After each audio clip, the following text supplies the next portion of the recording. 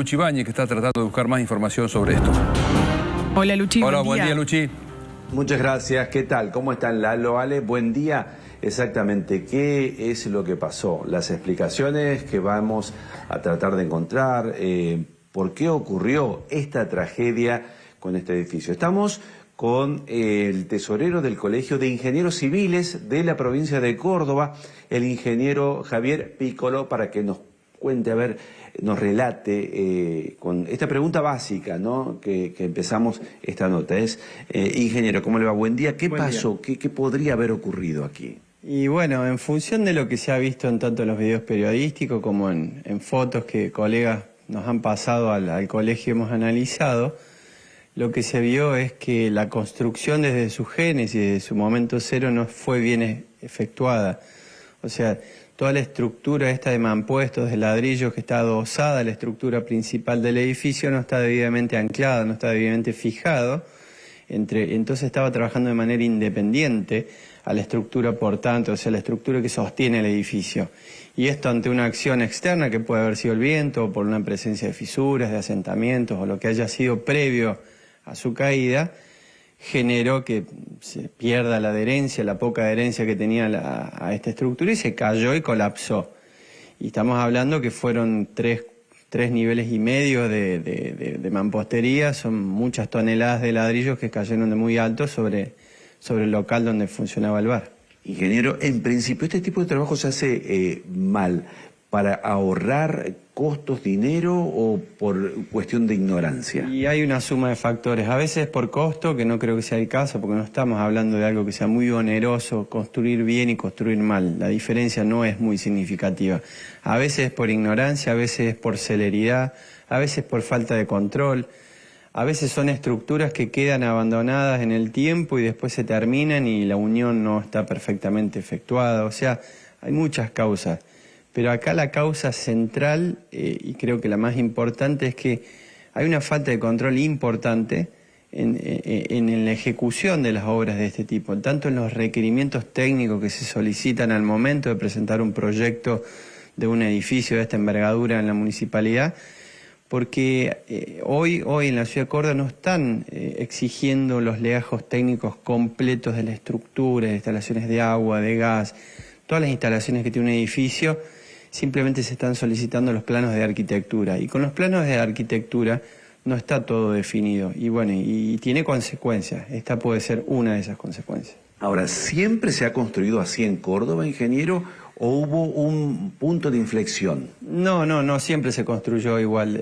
O sea, la forma de construir sí, pero lo que cambia son los requerimientos que se exigía de parte de la municipalidad a las construcciones, a las constructoras. O sea, la municipalidad no controla como tiene que ser. Debería controlar como se controlan en otros municipios, por ejemplo, la ciudad de Río Cuarto, donde uno para hacer un edificio de estas características te piden estudio de suelo, te piden el legajo técnico completo con los proyectos, con el cálculo de la estructura, del agua, de la electricidad, del gas, de los ascensores, no solo la fachada y la planta arquitectónica. Te piden todo el complemento, quién es el responsable, cómo lo calculó, cómo lo diseñó, y después obviamente eso en obra se controla que se ejecute igual. Eso hoy en Córdoba no es así. Ingeniero, si hay edificios que están en una situación similar, hoy algún perito, ingeniero, quien sea, ¿puede determinar que está en riesgo de caerse, por ejemplo, una mampostería? Sí, claramente hay personal técnico idóneo que te puede decir con inspecciones, obviamente inspecciones rigurosas, que tampoco se piden en la ciudad de Córdoba. Hoy un edificio que tiene más de 50, 100 años puede seguir siendo usado sin ningún tipo de inspección, sin ningún tipo de verificación, como tiene, por ejemplo, un auto, que le pedimos el ITV a los 5 años, un edificio tiene 50 años y no le pedimos ningún tipo de plan de rehabilitación y de mejoras y de traerlo de nuevo al tiempo presente. ¿Y el que sufrió la caída de la mampostería, es un edificio viejo, nuevo? No es un edificio antiguo, por la tipología constructiva debe estar en el rango de los 20, 25 años de antigüedad. No busqué el dato específicamente, no se ve antiguo y más por la línea de arquitectura que tiene. Esto es más vale estar relacionado a la mala construcción desde el momento cero, porque hay faltantes de estos anclajes, de estos ladrillos con la estructura, que si no están es porque no se pusieron desde su construcción. ¿Hay seguros que se hagan cargo de este tipo de situaciones? Y habría que ver si el edificio tiene seguros, probablemente no creo que se haga cargo, porque si está mal construido se va a hacer cargo del seguro, y además hay que ver si lo tienen. Hoy muchísimas construcciones en Córdoba no tienen ningún tipo de seguro. Culturalmente me decía, sí tenemos seguro de auto, pero no seguro en nuestras casas, edificios. Tal cual. Ese ya es otro problema importante o social, digamos. Hay más autos asegurados que viviendas aseguradas, contra incendio, contra derrumbe, contra inundaciones. Pero bueno, eso es otra temática. Acá yo creo que el colegio quiere marcar como eje que es necesario, muy necesario, hacer revisiones periódicas de edificios que tengan cierta antigüedad, buscando potenciales fallas antes de que ocurran. Entonces, sanarlas, subsanarlas, arreglarlo, ponerlo en condiciones y que puedan seguir siendo habitables por muchos cientos de años más, pero no así. Y desde el colegio ustedes afirman que esos controles no se están haciendo. No, es que no existe ordenanza que te obligue a un consorcio de los dueños de un edificio, son los del consorcio, no hay ninguna obligación hacia los consorcios a hacer una refuncionalización o revisiones periódicas de edificios, y es importante porque acá estamos hablando de vidas humanas, como también podemos hablar de edificios que hoy no están en condiciones de ser habitables y están siendo usados para ese fin. Muchas gracias. De nada, buen día.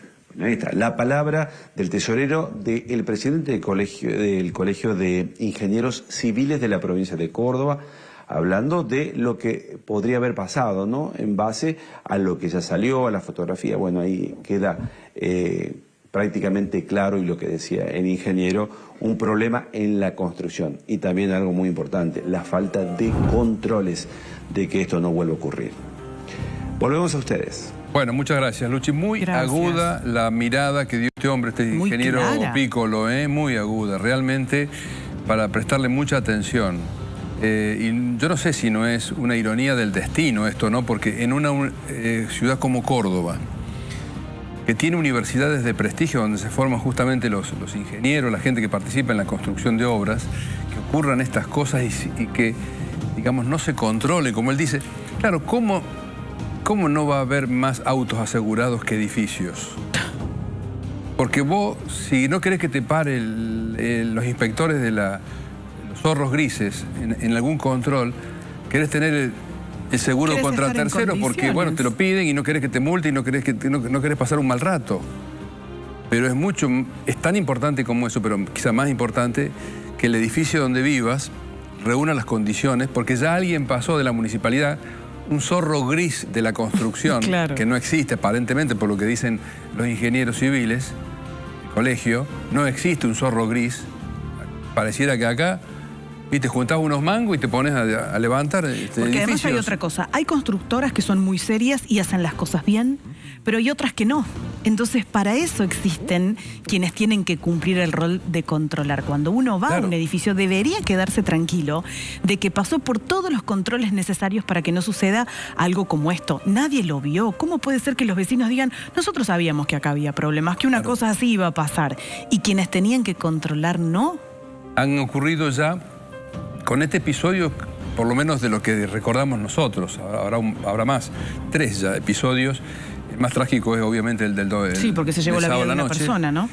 Después hubo el desprendimiento de una placa también. Creo que fue en Boulevard San Juan también. Sí, fue muy cerquita, sí. Y otro episodio similar también que por fortuna no causó tragedia. Imagínense lo que es el desprendimiento de cualquier parte de un edificio que se caiga a la vereda. Lalo, el que vos recordás de Boulevard San Juan fue a una cuadra de ahí. A una cuadra. A una cuadra. Se cayeron también dos placas de revestimiento, que en ese caso también hubo una persona lesionada, herida, pero no terminó con un saldo trágico como este.